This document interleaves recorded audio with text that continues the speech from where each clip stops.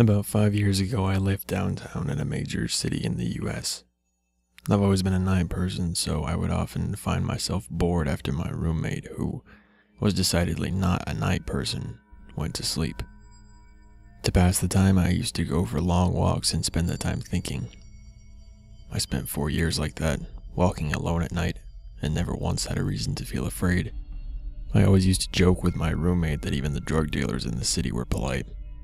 But all of that changed in just a few minutes of one evening.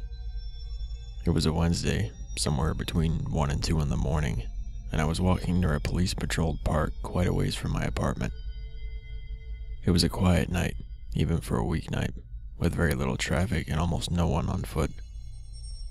The park, as it was most nights, was completely empty. I turned down a short side street in order to loop back to my apartment when I first noticed him. At the far end of the street, on my side, was the silhouette of a man, dancing. It was a strange dance similar to a waltz, but he finished each box with an odd forward stride. I guess you could say he was dance walking, headed straight for me. Deciding he was probably drunk, I stepped as close as I could to the road to give him the majority of the sidewalk to pass me by. The closer he got, the more I realized how gracefully he was moving. He was very tall and lanky, and wearing an old suit. He danced closer still until I could make out his face. His eyes were open wide and wild, head tilted back slightly, looking off at the sky.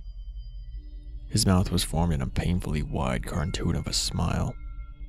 Between the eyes and the smile, I decided to cross the street before he danced any closer. I took my eyes off of him to cross the empty street. As I reached the other side, I glanced back, and then stopped dead in my tracks.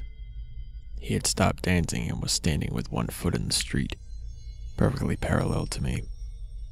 He was facing me, but still looking skyward. Smile still wide on his lips. I was completely and utterly unnerved by this. I started walking again, but kept my eyes on the man. He didn't move. Once I had put about half a block between us, I turned away from him for a moment to watch the sidewalk in front of me. The street and sidewalk ahead of me were completely empty. Still unnerved, I looked back to where he had been standing to find him gone. For the briefest of moments, I felt relieved, until I noticed him. He had crossed the street and was now slightly crouched down. I couldn't tell for sure due to the distance and the shadows, but I was certain he was facing me. I had looked away from him for no more than 10 seconds, so it was clear that he had moved fast. I was so shocked that I stood there for some time staring at him. And then he started moving toward me again. He took giant, exaggerated tiptoed steps, as if he were a cartoon character sneaking up on someone. Except he was moving very, very quickly.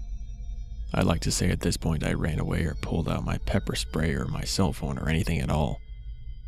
But I didn't. I just stood there, completely frozen as the smiling man crept towards me. And then he stopped again, about a car length away from me, still smiling his smile, still looking to the sky. When I finally found my voice, I blurted out the first thing that came to mind. What I meant to ask was, "What do you want?" in an angry, commanding tone. What came out was a whimper. "What?" Regardless of whether or not humans can smell fear, they can certainly hear it. I heard it in my own voice, and that only made me more afraid. But he didn't react to it at all. He just stood there, smiling.